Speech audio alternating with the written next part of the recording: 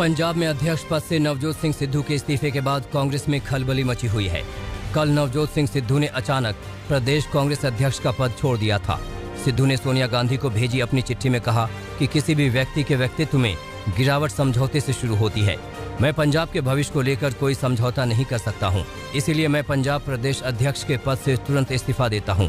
मैं कांग्रेस के लिए काम करता रहूंगा। हालांकि इस्तीफे के बाद सिद्धू को मनाने का दौर भी जारी है।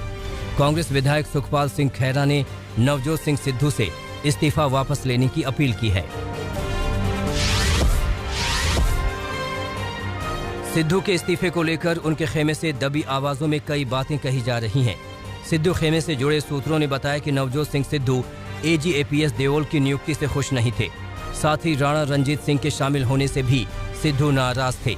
इन सब के अलावा एक वजह यह भी सामने आ रही है कि सिद्धू का जो 18 सूत्रीय एजेंडा है उसे CM चन्नी पार्टी आला कमान और कैबिनेट के सामने नहीं रख रहे थे। बताया यह भी जा रहा है कि सुखजिंदर सिंह रंधावा को गृह विभाग मिलने से भी सिद्धू नाराज थे। सिद्धू के पंजाब अध्यक्ष का पद छोड़ने के बाद रजिया सुल्ताना ने भी मंत्री पद से इस्तीफा दे दिया। इस बीच परगट सिंह के भी मंत्री पद से इस्तीफे की खबर आई। हालांकि उन्होंने इन खबरों को गलत बताया। सिद्धू के इस्तीफे के बाद मुख्यमंत्री चरणजीत सिंह चन्नी ने कैबिनेट की बैठक बुलाई। चरणजीत सिंह चन्नी ने यह भी कहा कि अगर सिद्धू नाराज हैं तो उनसे मिलकर बात करेंगे। इस बीच आज सुबह 10:30 बजे फिर चन्नी कैबिनेट की बैठक होनी है।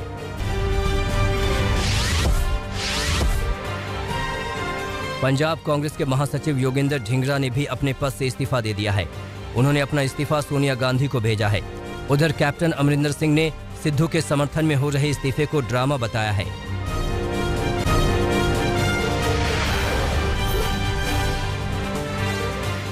सिद्धू के समर्थन में अब तक 4 अहम इस्तीफे हुए हैं। चन्नी कैबिनेट में शामिल रजिया सुल्ताना ने इस्तीफा दे दिया है। वो सिद्धू के सलाहकार मोहम्मद मुस्तफा की पत्नी हैं। पंजाब कांग्रेस के खजांची गुलजार इंदर चहल, महासचिव योगेंद्र ढींगरा और गौतम सेठ ने भी अपने पदों से इस्तीफे दे दिए। पंजाब कांग्रेस में कुछ ही घंटों में इतना कुछ हो गया जिसकी ना तो चरणजीत सिंह चन्नी को उम्मीद थी, न ही पार्टी को इसका एहसास। बैठकों के दौर के बीच नए नवेले CM सिर्फ इतना कह सके कि अगर सिद्धू नाराज हैं तो उन्हें मनाया जाएगा। सेटल हो जाएगा। जे कोई मेरे तो नाराजगी या किसी तो भी होगी, मेरे तो खैर है नहीं। मैं कहना जी कोई गल ही नहीं है, जे मुझे पता तो लगन दो। सिद्धू साहब पर मैनू पूरा कॉन्फिडेंस है, पूरा विश्वास। नाराजगी की खबरों के बीच विधायक भी सिद्धू को मनाने की कवायद में लगे हुए हैं। उनसे इस्तीफा वापस लेने की अपील की जा रही है। पंजाब बड़े एक इम्पोर्टेंट थ्रेशोल्ड के ऊपर है। हम नवजोत जी को रिक्वेस्ट करेंगे कि वो अपना इस्तीफा जो है विड्रॉ करें। हम सब अकेला मैं नहीं, हमारे चीफ मिनिस्टर, हमारे मिनिस्टर्स, हमारे MLAs उनको रिक्वेस्ट करेंगे। कांग्रेस विधायक बाबा हेनरी ने कहा कि सिद्धू का इस्तीफा मंजूर नहीं किया गया है। मामला सुलझा लिया जाएगा। 3-4 मुद्दों पर कुछ गतिरोध है, पर ये दूर कर लिया जाएगा। मंत्री परगट सिंह और अमरिंदर सिंह राजा भी सिद्धू से मिले। दोनों ने कहा कि कुछ गलतफहमी हो गई है और आज इसको दूर कर लिया जाएगा।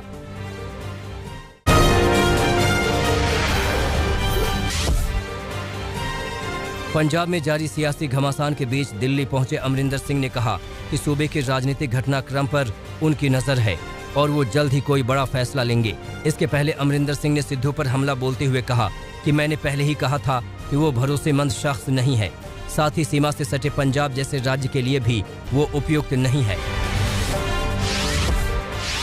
सिद्धू की बात है, वो तो पहले दिन से मैंने कहा is unstable man and to have an unstable man calling the shots in जो हमारी एक सिक्योरिटी रिलेटेड होगी के साथ का पाकिस्तान का बॉर्डर है, it would be dangerous for the security of the nation. मैं पहले भी यही कहा था और आज भी मेरी यही कहना।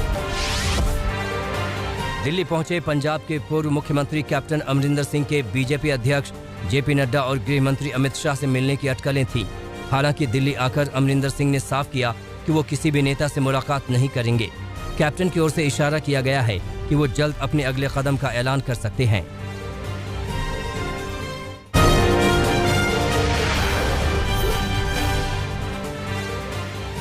दिल्ली के मुख्यमंत्री अरविंद केजरीवाल आज से पंजाब के 2 दिन के दौरे पर हैं। आगामी चुनावों के मद्देनजर उनका ये पंजाब दौरा बेहद अहम है। केजरीवाल आज लुधियाना जाएंगे। दिल्ली के मुख्यमंत्री और आम आदमी पार्टी के संयोजक अरविंद केजरीवाल पंजाब के ट्रेडर्स और व्यापारियों से मुलाकात करेंगे। 30 सितंबर को अरविंद केजरीवाल प्रेस कॉन्फ्रेंस करेंगे और कई चुनावी घोषणाएं भी करेंगे। आम आदमी पार्टी की तरफ से दावा किया गया कि केजरीवाल कोई बड़ा ऐलान करेंगे।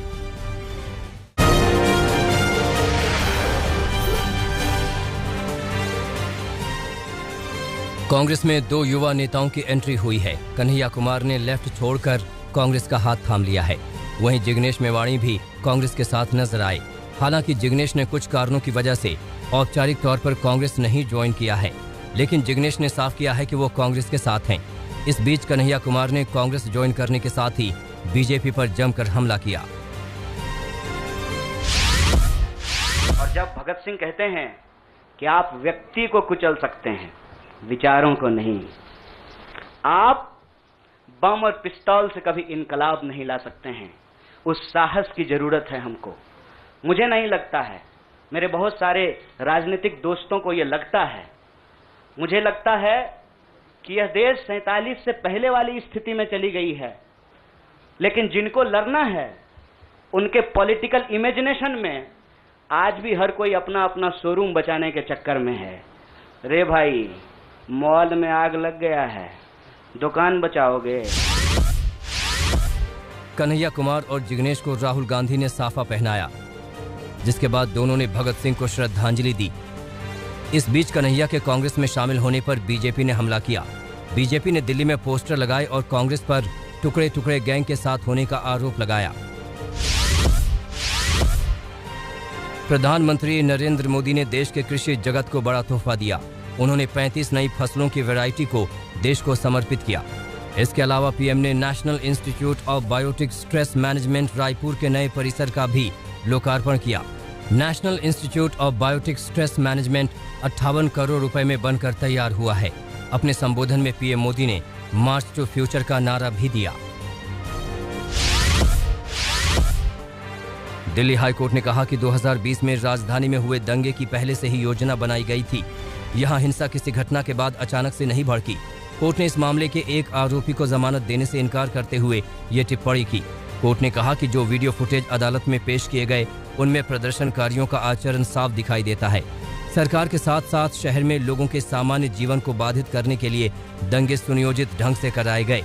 अदालत ने कहा कि सीसीटीवी कैमरों को नष्ट करना भी शहर में कानून व्यवस्था को बिगाड़ने के लिए एक पहले से की गई साजिश की पुष्टि करता है।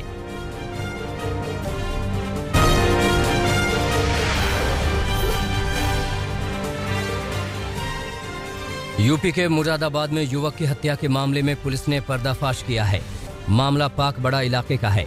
पुलिस के मुताबिक 8 सितंबर को हुई युवक की हत्या उसके ही दोस्त ने कराई थी ताकि उसके बीमा का 1 करोड़ 66 लाख रुपए उसे मिल सके।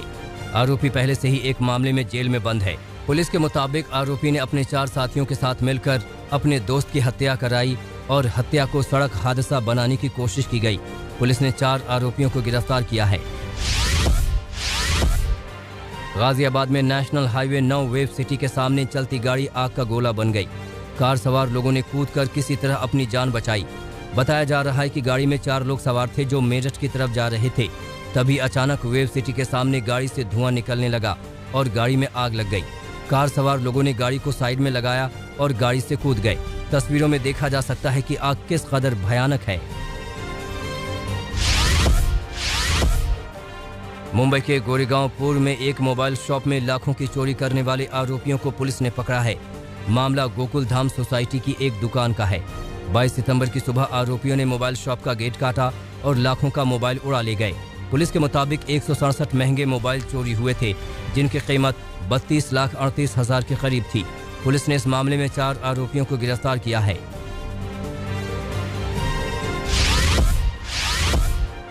मध्य प्रदेश के भिंड में पुलिस ने बदमाशों के एक गैंग के 3 सदस्यों को गिरफ्तार किया है, जिनके पास हथियारों का जखीरा मिला है। मामला चंबल इलाके का है। पुलिस की माने तो आरोपियों के पास से 10 देसी कट्टे और 3 देसी पिस्टल बरामद हुई है। इसके अलावा जिंदा कारतूस और पल्सर भी पुलिस ने जब्त किया है। पुलिस के मुताबिक आरोपी उत्तर प्रदेश के कई शहरों में हथियारों की तस्करी किया करते थे। पुलिस आगे की कार्रवाई में जुट गई है। गुरुग्राम में ब्रेकअप से नाराज एक प्रेमिका ने अपने मुंह बोले भाई के साथ मिलकर अपने प्रेमी की हत्या कर दी। मामला सेक्टर 56 थाना क्षेत्र का है।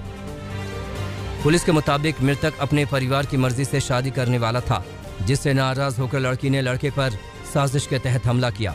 पुलिस ने आरोपी लड़की और उसके भाई को गिरफ्तार कर लिया है।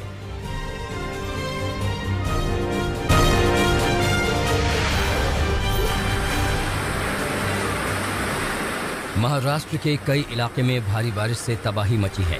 अब तक 10 लोगों की मौत हो चुकी है। मौसम विभाग ने आज भी रेड अलर्ट जारी किया है। महाराष्ट्र के साथ ही गुजरात, उड़ीसा, तेलंगाना, झारखंड, पश्चिम बंगाल, उड़ीसा के लिए भी भारी बारिश का अलर्ट जारी किया गया है। औरंगाबाद जिले में मूसलाधार बारिश हो रही है, जिसकी वजह से कई सारे इलाकों में पानी भर गया है। कई सारे कच्चे मकान जोरदार बारिश की वजह से टूट गए हैं, तो कई सारे इलाकों में खाने पीने की चीजों की भी लोगों को परेशानी हो रही है। बहादुर खुर्द नदी में एक युवक फंस गया। औरंगाबाद के ढूंढ किन गांव में स्थित बालानगर की कपूसवाड़ी नदी पर बने पुल पर से पानी बह रहा है। महाराष्ट्र के हिंगोली में बारिश में बुरा हाल हो गया है। मंदिरों और गांव में भी पानी घुस गया है। हिंगोली में लगातार मूसलाधार बारिश हो रही है। जिले के सिद्धेश्वर और ईसापुर डैम भर गए हैं। हिंगोली शहर के नजदीक में गुजरने वाली कयादू नदी ने रौद्र रूप धारण कर लिया है। यहाँ ड्रोन से ली गई तस्वीरों में एक तरफ पानी दिख रहा है। डोंगर गांव के देवी मां का मंदिर पानी में समा गया है। कुछ और राज्यों में भी गुलाब तूफान के असर से भारी बारिश हो रही है और हालात बिगड़ रहे हैं। उड़ीसा में भारी बारिश हुई है। कटक में एनडीआरएफ की टीमें तैनात की गई हैं। उत्तरी उड़ीसा में हालात खराब हैं। तेलंगाना में भी लगातार बारिश हो रही है। कुछ इलाकों में बारिश के सारे रिकॉर्ड टूट गए हैं। बीते 24 घंटे से यहाँ बारिश हो रही है। गुजरात के कई इलाकों में भारी बारिश मुसीबत बन गई है। वडोदरा में हालात खराब हैं, तो कई इलाकों में पानी भर गया है।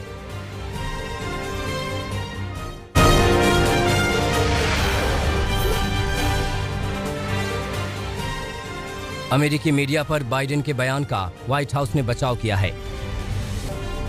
व्हाइट हाउस ने कहा कि किसी को ठेस पहुंचाने के लिए बयान नहीं दिया गया था।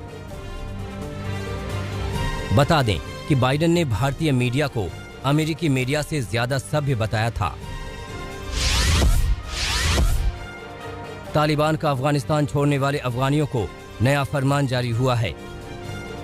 अफगानी नागरिक से कहा गया है कि वो देश नहीं छोड़ें। पिछली सरकार के लिए काम करने वाले सभी लोगों को माफी दी जाएगी।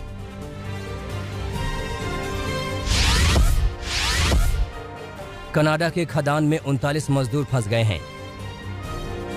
रविवार से खदान में सभी लोग फंसे हुए हैं। कनाडा के खदान में काम कर रही ब्राजील की माइनिंग कंपनी ने इस बात की जानकारी दी। सभी खदान कर्मियों को खाने पीने का सामान मुहैया कराया जा रहा है।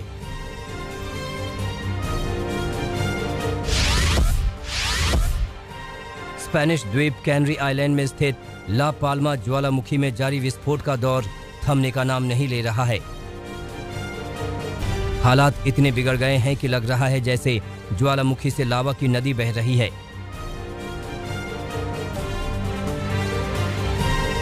इस विस्फोट के बाद से 6000 से ज्यादा लोग द्वीप छोड़कर जा चुके हैं और 500 से ज्यादा घर ज्वालामुखी से निकलने वाले लावा की चपेट में आकर तबाह हो चुके हैं। सोमवार को ज्वालामुखी से निकलने वाले लावा की रफ्तार थोड़ी धीमी पड़ी थी, लेकिन वैज्ञानिकों का कहना है कि अभी खतरा टला नहीं है।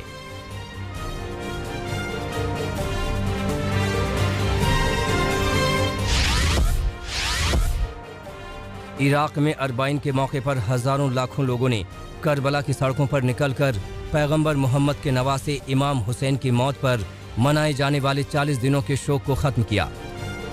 इस दौरान लोगों ने मशहूर इमाम हुसैन मस्जिद के इर्द गिर्द पहुंचकर मातम कर इस अनुष्ठान को पूरा किया। बता दें, अरबाइन दुनिया का सबसे बड़ी वार्षिक सार्वजनिक धार्मिक आयोजन है। ये धार्मिक अनुष्ठान मुहर्रम के महीने में आशुरा के 40 दिनों के बाद शोक की अवधि के अंत में इराक के करबला में आयोजित किया जाता है। बता दें कि 7वीं सदी में इमाम हुसैन की हत्या के बाद ही इस्लाम धर्म शिया और सुन्नी समुदाय में बंट गया था।